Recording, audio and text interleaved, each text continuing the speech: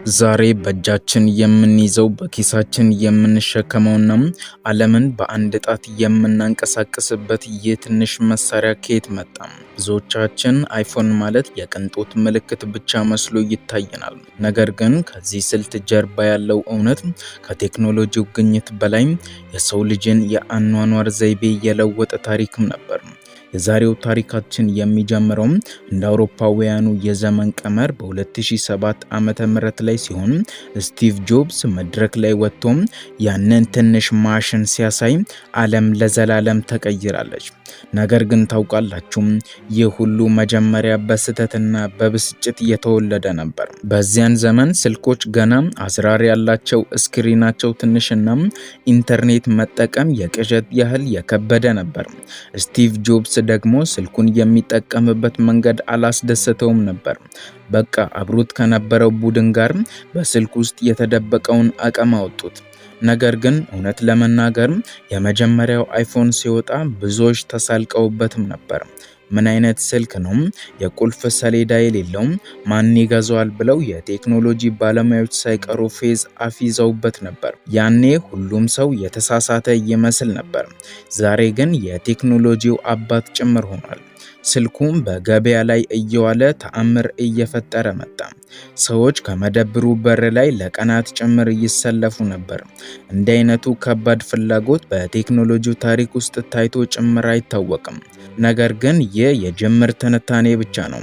ከዚህ ስልክ ጀርባ የተደበቁ ሚስጥሮች፣ ስልኩን ለመስራት የተደረጉት እልህ አስጨራሽ ሙከራዎችና ኩባንያው እንዴት ነው ዓለምን በእጁ የገዛው የሚለው ነገር በጣም ብዙዎችን ያስገርማል። አፕል ስልኩን ሲሰራ አንድ ትልቅ ግብም ነበረው። ስልክ ሳይሆን በኪስ የሚገባ ኮምፒውተር መፍጠር። መጀመሪያ ላይ ፕሮጀክት ፐርፕል የሚል ሚስጥራዊ ስምም ነበረው። መሐንዲሶቹም ከቤታቸው እንዳይወጡ ተደርገው ነበር የሚሰሩት። የሚበሉት፣ የሚተኙት፣ የሚኖሩት እዚያው ላቦራቶሪ ውስጥ ነበር። የፈጠራ ስራም አንዳንድ ጊዜ መስዋዕትነትን ይጠይቃል ይባላል። ለነዚህ ሰዎች ግን ይህ መስዋዕትነት የህይወታቸውን አንድ አካል ሆኖ ነበር። አይፎን ከተለቀቀ በኋላ ግን ያንን የቴክኖሎጂ ዓለም ያናወጠው ክስተት ተከሰተ።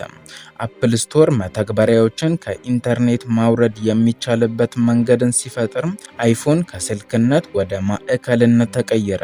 ድንገት ጨዋታዎች፣ የባንክ ስራዎች፣ የካርድ አሰሳዎች ሁሉም በአንድ ስክሪን መጡ። ይህ ደግሞ በዘመናችን ትልቁ የአብዮት ለውጥ ነበር። ነገር ግን ይህን ሲያደርጉም አፕል አንድ ትልቅ ስጋት ነበረበት። ተጠቃሚዎች ይላመዱ ይሆን?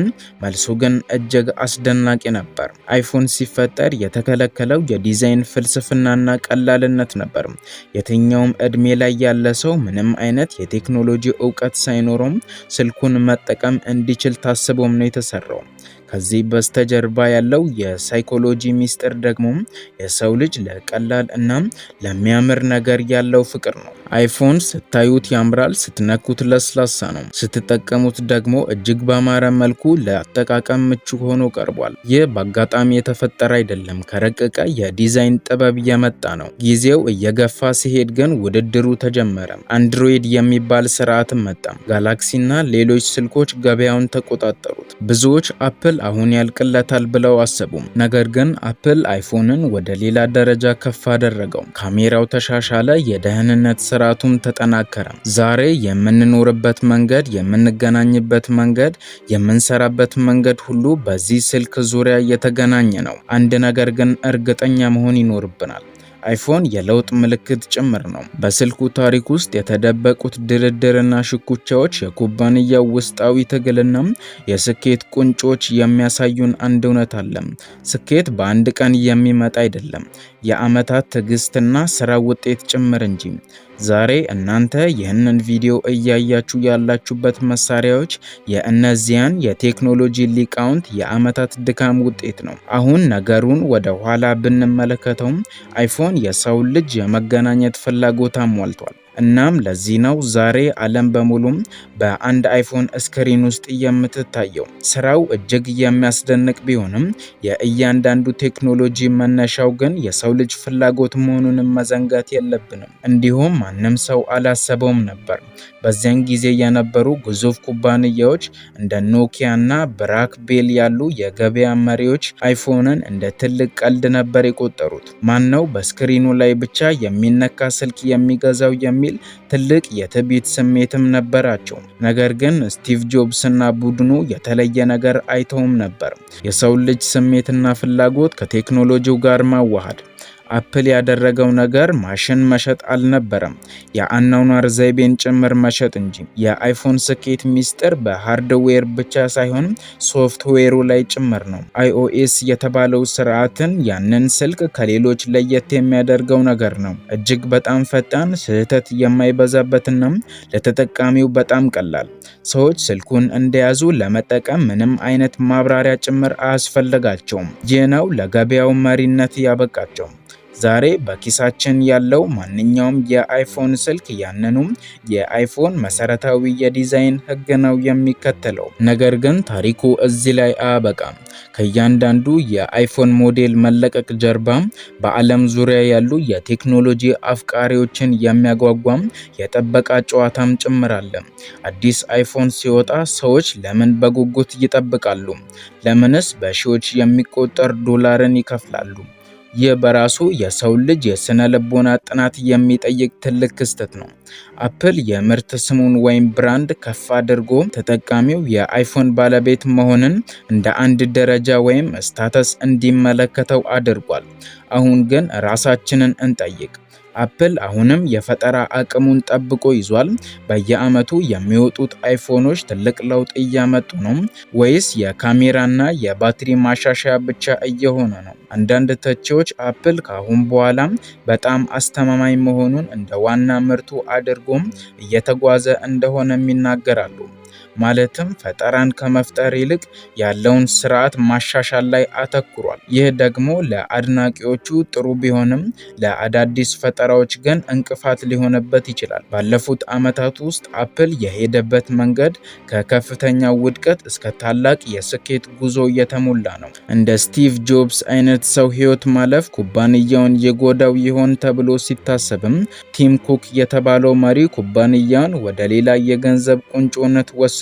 ይህ የሚያሳየው ደግሞ አንድ ምርት በሰዎች ልብ ስር ከሰደደም መሪዎች ቢቀያየሩም ስኬቱ እንደሚቀጥል ነው። አሁን ደግሞ የሰው ሰራሽ አስተውሎት ወይም ኤአይ ዘመን ላይ ደርሰናል። አፕል ይህንን አዲስ ቴክኖሎጂ እንዴት ከአይፎን ጋር ያዋህደው ይሆን? ይህ ጥያቄ አሁንም የቴክኖሎጂውን ዓለም እያነጋገረም ይገኛል።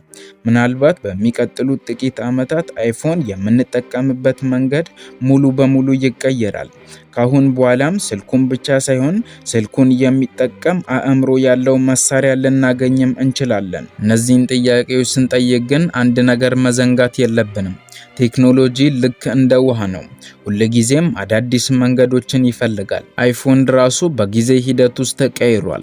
ነገር ግን አንድ ነገር አልተቀየረም፣ እሱም የሰዎችን ቀልብ የመሳብ ችሎታው ነው። ነገር ግን ከመሰናበታችን በፊት አንድ ሚስጥር ልንገራችሁ። ይህ ሁሉ የቴክኖሎጂ ግስጋሴም የሰው ልጅን ከሰው ልጅ ጋር እያቀራረበው ነው ወይስ እያራራቀው? አንዳንዴ ስልኮቻችንን ስንመለከት በውስጡ ባለው ዓለም ተመስጠን ጎናችን ላለው ሰው እንኳ ሰላምታ ለመስጠት የምንዘነጋበት ጊዜም አለ። አይፎን ዓለምን በእጅ መዳፍ ስር አምጥቷል።